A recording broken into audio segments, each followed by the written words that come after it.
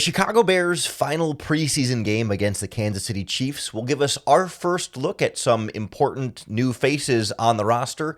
Plus, it's the last chance for some key veterans on the roster bubble.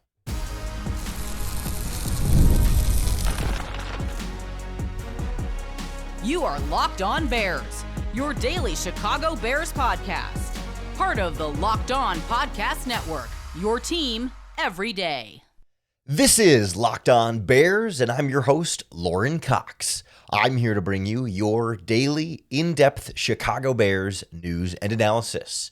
You can follow me on Twitter at CoxSports1, and you can follow the podcast at Locked On Bears on TikTok, Instagram, Facebook, Twitter, and the Locked On Bears YouTube channel, where you can keep up with all of our video podcasts as well. Thanks for making Locked On Bears your first listen today. We're part of the Locked On Podcast Network, your team every day.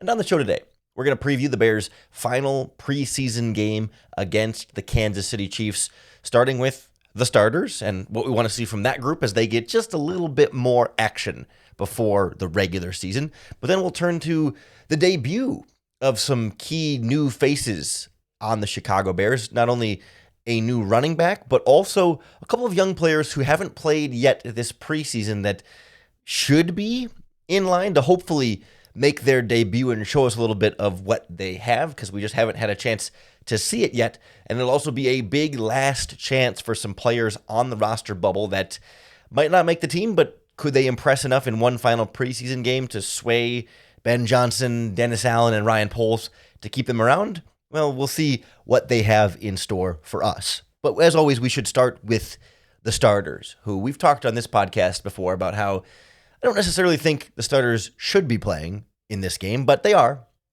And so we should be ready for, what we want to see from them. And I think first and foremost, it's all about as smooth of an operation from the starting offense in particular as you could hope for. I think part of why, not solely why, but part of why they're playing in this game is that, at practice this week, there was a little bit more sloppiness in terms of penalties and, guys not getting lined up correctly and false starts and things like that are kind of supposed to be the basic stuff that you would expect at this stage of the process should be a little bit more clean. And so I think Ben Johnson may just want to see them get out there and do it again the way they did against the Buffalo Bills, right? It wasn't a problem against the Bills, and that's kind of why it feels like, why do we need to see it again? But it's an additional opportunity to be out on the field and to play together. So I think just sort of being able to see that really go off as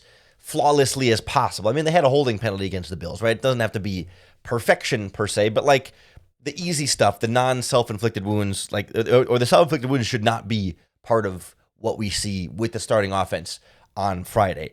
I don't think we need to expect or demand that we see Caleb Williams start, 6 of 7 for a touchdown on that opening drive, or however it was he came out of the gate. I don't need it to be silky smooth, ball moves down the field easily and ends in a touchdown. You don't want to see total ineptitude, but it's a preseason game, right? They're not game planning, and so I don't think it's going to be a panic or a real problem if even the offense comes out and goes 3 and out. We don't want to see it, but I don't want that to turn into oh no, is the team going to be ready for week 1? Because it's a preseason game, and Ben Johnson says he's using old game plans from the past with the Lions that he's not going to use in the regular season. They're just trying some different stuff, and it looked great against a bunch of Buffalo Bills backups. And we talked on this podcast about how that definitely still matters and isn't just a throwaway performance that doesn't mean anything. But now it's Chiefs starters. Now it's a Super Bowl caliber team again in the preseason, so they're not game planning for you either. But it might not be as dominant as it looked against the Buffalo Bills, and that's okay. It doesn't need to be perfect dominant. They just really the number one thing we need out of this game on Friday is for no one to get hurt. That's always, especially with the starters, the thing you just don't want more than anything else in the preseason. I am curious though for the Bears defense to just see a little bit more, because against the Buffalo Bills, the starting defense played a total of 3 plays. Technically, there were a couple plays that were nullified by penalties, but it was a 3 and out by the Bills. They just had a false start in there and some other things that made it kind of be more than 3 plays, but like plays that were snapped and then went to the whistle that didn't get negated by penalty was 3 snaps. So we didn't really get to see how this pass rush operates together as a unit. I mean, we got like a glimpse of it. We got like a glimpse of the run defense, but like we haven't really actually seen this Bears defense string any sort of thing together. It was a little bit more like self-inflicted wounds by a Bills backups. That wouldn't be a great test of this starting offense or this starting defense anyway. So like I want to see how Tyreek Stevenson and Nashawn Wright hold up against Patrick Mahomes as a quarterback. Obviously a high bar there, but maybe the receiver talent in Kansas City, Xavier Worthy, Hollywood Brown, it's not Tyreek Hill anymore, but they're good but not special wide receivers there. So like let's kind of see a little bit of a stacking up of like how that looks and what that's going to look like. The Chiefs have a pretty decent offensive line, a rookie left tackle, but we know they've got Trey Smith on the interior. Creed Humphreys is a great center. Like I want to see how this Bears pass rush looks even in a small sample size. And it doesn't mean they need to be dominating and hitting Patrick Mahomes on every play, but like, do they get some pressure on the quarterback, or is it a little too easy? It's more of like a feeling and a vibes thing than like a number, right? It's like, oh, did they pressured him on 2 out of the 5 dropbacks or whatever? It's not necessarily there. It's more like did you feel like they belonged, or did it feel like, they weren't getting much going in a very small sample size, and maybe they're going to have some more work to do there. Same thing in stopping the run, right? The Chiefs are not a high-powered rushing offense with Isaiah Pacheco and Kareem Hunt back there. You shouldn't get run all over by the Kansas City Chiefs offense, but it's preseason. I'm not going to put that much stock in what we see, but it's just sort of a literal dress rehearsal, right? Of like, okay, like how far along are things going? Can we check some boxes and say, all right, it looks like we're on track, or is it, we're going to need to see some more in the regular season between now and week 1? That group's going to have to kind of get together and show us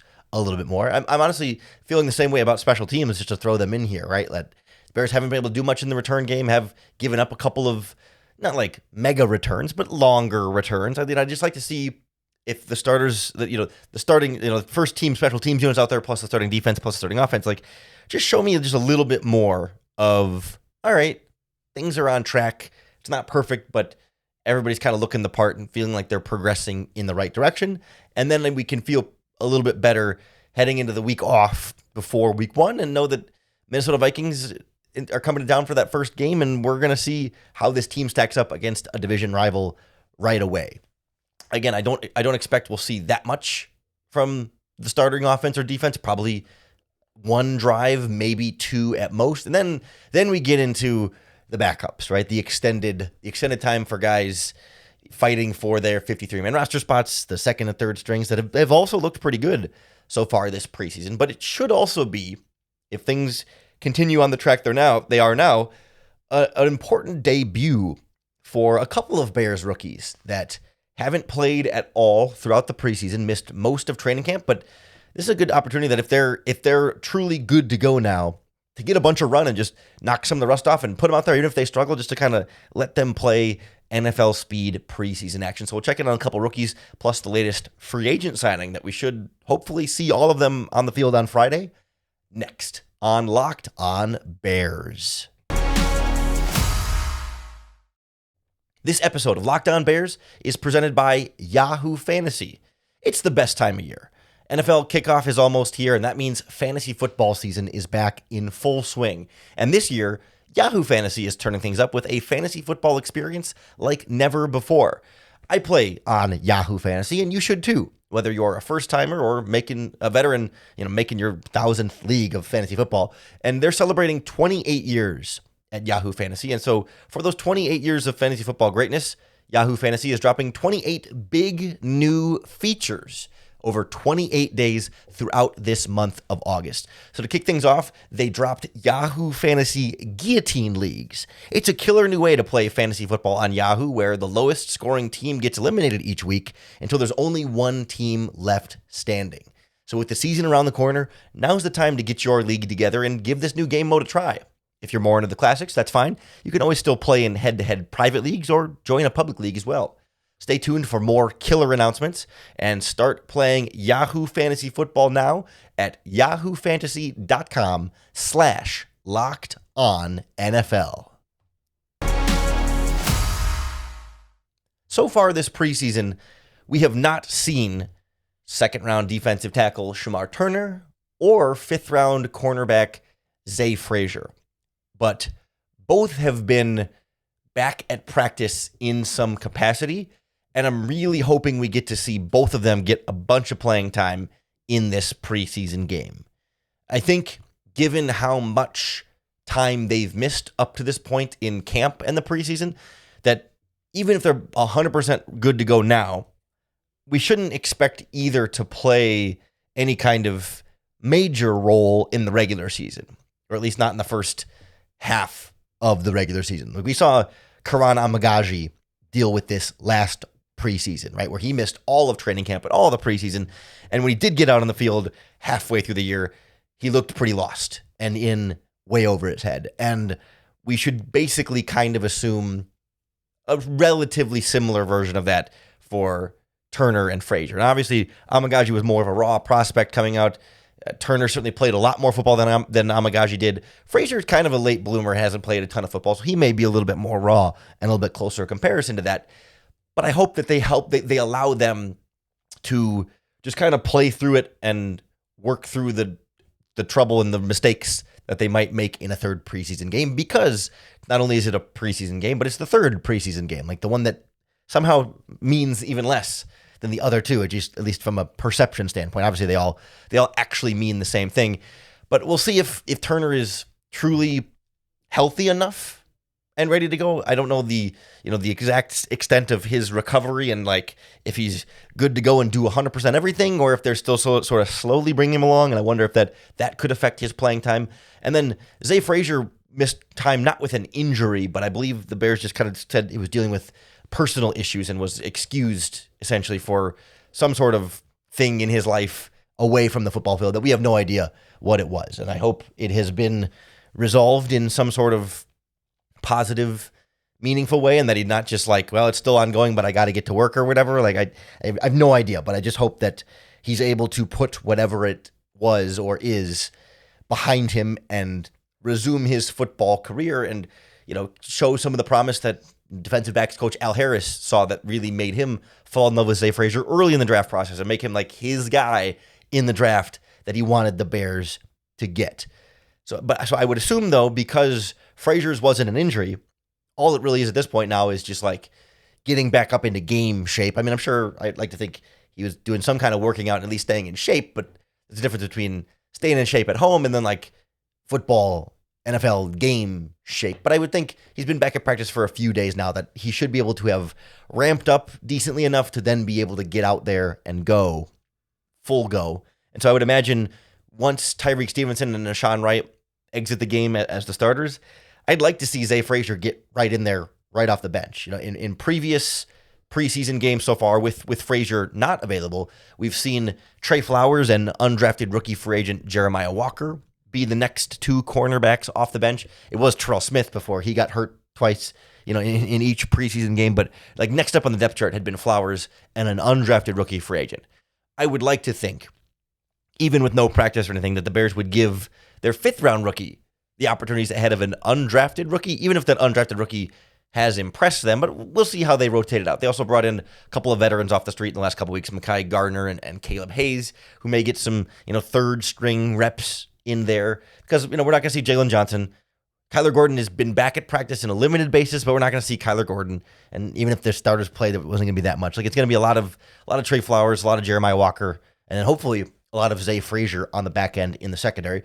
And then to bring it to the other side of the ball on offense, really curious to see how much run they give their new running back, Royce Freeman. So they put the undrafted rookie Deion Hankins on injured reserve, signed Royce Freeman, who had briefly been on the practice squad last season. They'd worked him out earlier in the week. And this is a guy who's been, a rotational NFL running back before, never really been a starter, never had more than about 520 yards. It was his rookie season was his best. And most other years, it's 1 to 3 to 400 yards. This is not a guy who necessarily is going to come in and instantly be guaranteed a 53-man roster spot. I do not expect Royce Freeman will make the Bears 53-man roster, but he does have a real shot. Like if we were sort of, handicapping or power ranking, like what running backs have the best shot to make the team, like of course, DeAndre Swift making the team. Kyle Monangai is making the team. Roschon Johnson, I guess, potentially could be an injured reserve candidate, but he's making the team one way or another. It's like those three guys are set. And then Travis Homer's probably fourth on the depth chart there. And so then Royce Freeman would probably be fifth then on that spot ahead of, a former undrafted free agent in Ian Wheeler, or the guy they just signed off the street earlier this month, Britton Brown. Like, I think Freeman has a better shot than either of those guys to make the 53, given that he's been on NFL 53-man rosters before, and those guys have not. But he's coming really, really, really late into this process. And so it feels like to me like almost impossible, but never say never. And if he looks really sharp and plugs in right away as someone who can be a key contributor, because of injury, maybe he could stick around. But really, if he's sticking on this 53-man roster, it's not really going to be for his rushing ability on offense, but he's got to be able to be a special teams guy. And he's been a special teams guy before. He's done kickoff coverage and punt coverage and return game. I don't think he's ever been, like an ace per se, but it's not something he's like going into with just no experience or no success doing in the past. But again, like Travis Homer's kind of the special teams guy, so it just doesn't really feel like there's much of a path for Royce Freeman, but he rips off an 80-yard touchdown run and has 3 special teams tackles. Maybe they say, all right, we're going to stick with this guy instead. So never say never, but it would take, I think, a pretty major breakout performance from Royce Freeman. And that's where I'm not counting on it, but someone who could stick around on the practice squad again or kind of be their next man up if there is an injury. Say DeAndre Swift misses a game or two and you want somebody who's a little bit more proven of a runner, then maybe you bring back Royce Freeman to rotate with Roschon and Kyle Monangai. I think that's more what they're kind of taking tabs on in this game, as opposed to like a serious consideration for a 53-man roster spot. Now, there's some other guys who are much more under the microscope and in serious risk of losing their 53-man roster spot. And this third preseason game against the Kansas City Chiefs might be a real last chance for a handful of recent Chicago Bears draft picks, not just like 7th round guys, but guys with pretty prominent picks invested in them. So we'll look at some of the players who are really up against the wall with the last chance to show the Bears what they got before potentially being cut before the end of their rookie contracts. That's next on Locked On Bears. This episode is brought to you by Betterhelp. These days, it feels like there's advice online for everything, for cold plunges, gratitude journals, screen detoxes. But how do you know what actually works for you? With so much information online about mental health and wellness, it can be overwhelming to try and figure out like what's true and what's actually going to help. And that's where talking to a licensed therapist through BetterHelp can make all the difference, because you get real personalized guidance instead of just guessing based on a video you saw on social media. I do online therapy, and it's a really important part of my own personal mental health regimen. And that's why I recommend you try it for yourself and talk it out with BetterHelp. Our listeners get 10% off their first month at betterhelp.com/lockedon. That's BetterHelp, HELP.com/lockedon. It's not last chance you, but it's last chance game day for a couple of key Chicago Bears players, like all of whom I think if you had asked me at the start of the training camp to predict are they in or out on the 53-man roster, I would have given them the benefit of the doubt and said they're all in, and they may still all be in. No one is definitely out, but I think there's going to be a lot of pressure on the biggest name here, obviously, Zack Pickkins, the former 3rd-round pick at defensive tackle. He's at best 5th on the defensive tackle depth chart right now, and when it comes to who's most likely to make the roster, he is 6th on that list. And so I think we would all be pretty surprised if the Bears kept 6 defensive tackles. I guess, never say never, because especially if Shamar Turner's injury is going to slow him down. So maybe the Bears said, hey, we want 5 usable defensive tackles, and maybe Turner's just not quite there yet. So I guess we'll keep a 6th or whatever. And we're going to go through more of a full 53-man roster prediction coming up here in the coming days of the podcast. But, Dennis Allen has not been afraid to keep 5 defensive tackles in the past, but 6 is not something we've seen him really ever consistently do on his 53-man roster. They tend to be, 9 or maybe 10 men defensive line total with, 4 or 5 edges and 4 or 5 defensive tackles. And so you're obviously keeping Gervon Dexter, Grady Jarrett, Andrew Billings, and then your second-round rookie Shamar Turner are all definitely making the 53-man roster. And then we've heard Dennis Allen shout out by name defensive tackle Chris Williams as someone he views kind of in that conversation as rotating in with the starters. And so I would be pretty surprised if Chris Williams didn't make the 53-man roster. So that's 5 defensive tackles right there. Dexter, Jarrett, Billings, Williams, and then Shamar Turner. So Pickkins would be 6. And I don't think they're going to keep 6. So it feels like writing is on the wall for Turner, or for Pickkins, like unless either like somehow Shamar Turner ended up on injured reserve, or I guess, right, is there a possibility that Zack Pickkins has the game of his life and puts up 3 sacks against the Chiefs and a couple of tackles for losses and looks like Chris Jones, Tommy Harris, J.J. Watt out there on the interior, and it's enough for the Bears to say, all right, we'll keep Zack Pickkins over Chris Williams. Maybe they feel like they could sneak Chris Williams onto the practice squad, but Pickkins is a third-round pick, a former third-round pick. Maybe another team is more likely to take a chance on him if the Bears cut him, so they say, screw it, we'll keep Zack Pickkins because he finally showed us what we were looking for. I mean, I think give it a less than 5% odds of happening, but I wouldn't say his roster spot is 100% gone just yet, but it feels like it is precarious and hanging by a thread. A little bit less precarious for Dominique Robinson at the edge rusher position, because this is a spot where they could just say, we still want to keep you even if you're at the bottom of the depth chart, right? We just talked about how Dennis Allen will sometimes keep 5 defensive ends, sometimes keep 5 defensive tackles. Usually 9 is kind of the number he likes, so 4 of one and 5 of the other, but we'll kind of see how this plays out with the current defensive line, given the depth questions and the injuries there. But Dominique Robinson could still make this roster as the quote-unquote 5th defensive end here, right? Because you've got Montez Sweat at the top with Dio Dengbo, both going to be the starters. Seems like Tano Passanio, the veteran they signed at the start of training camp, he's going to be your number 3, and then Austin Booker's very clearly emerged as the number 4 here. So that would make Dominique Robinson a very clear number 5, and if they just keep 5, then he's good to go. I mean, if they were going to cut down to 4, then it feels like he's the odd man out. He's kind of like last one in or first one out, depending on how you look at it. But he does have real competition from Daniel Hardy, the number 6 here, who's definitely like a special teams ace for the Bears. So I could see a possibility where they just say Robinson might be the higher upside on defense pass rusher type, even though he hasn't shown us that much.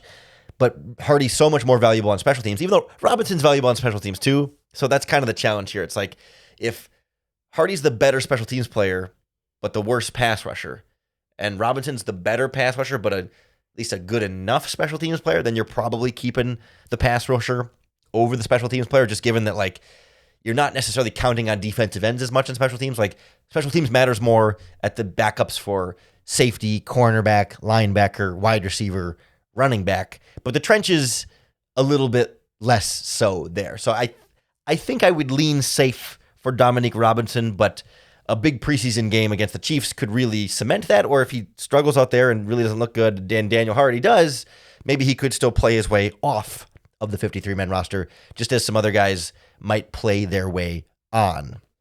I'm curious to see how this shakes out on the offensive line. We move to the other side of the ball here, where I continue to say my hot take is that I don't think Theo Benedett is going to make this 53-man roster despite getting first-team left tackle reps for some time there at practice. I just don't think that signifies that he's locked in on the 53.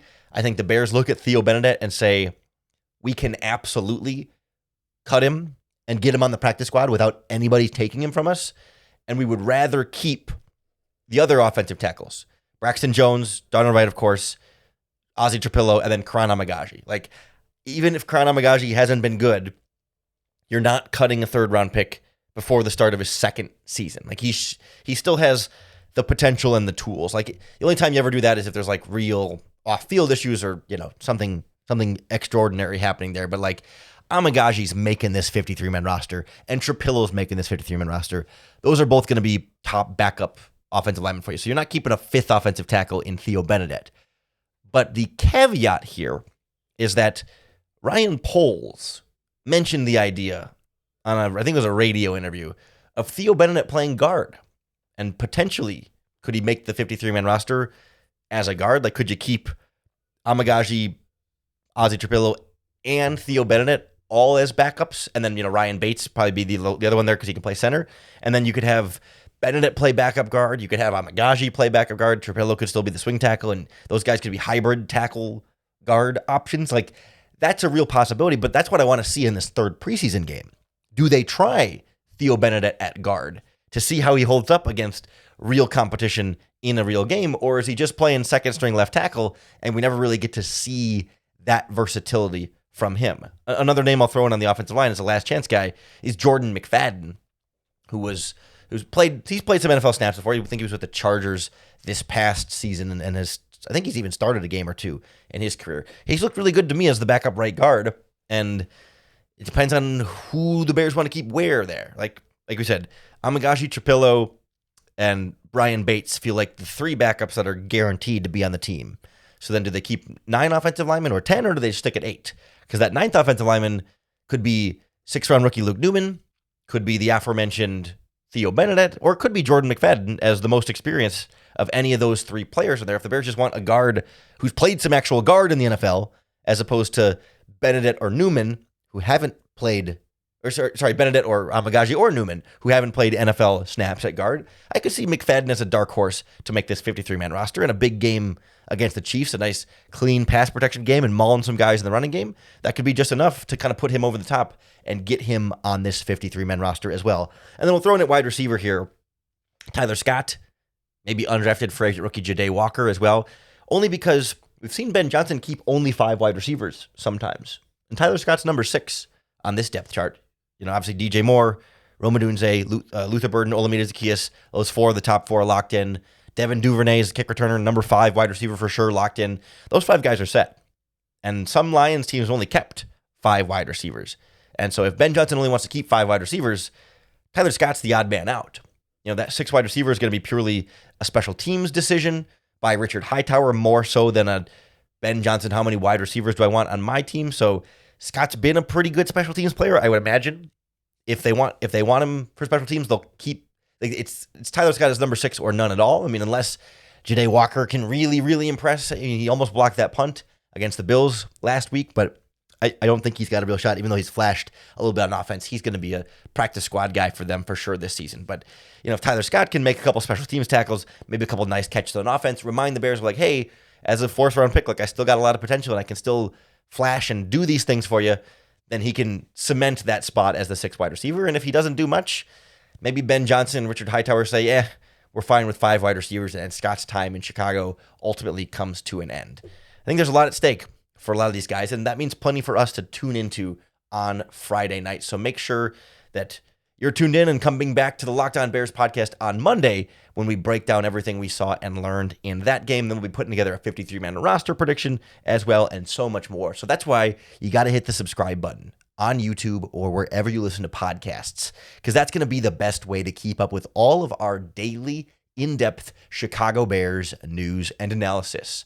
Thanks for making Locked On Bears your first listen today. We're part of the Locked On Podcast Network, your team every day. If you're looking for a second listen today, we all know that NFL fantasy draft season is here. For that second listen, go find the Locked On Fantasy Football podcast with hosts Vinny Iyer and Michelle Majuk.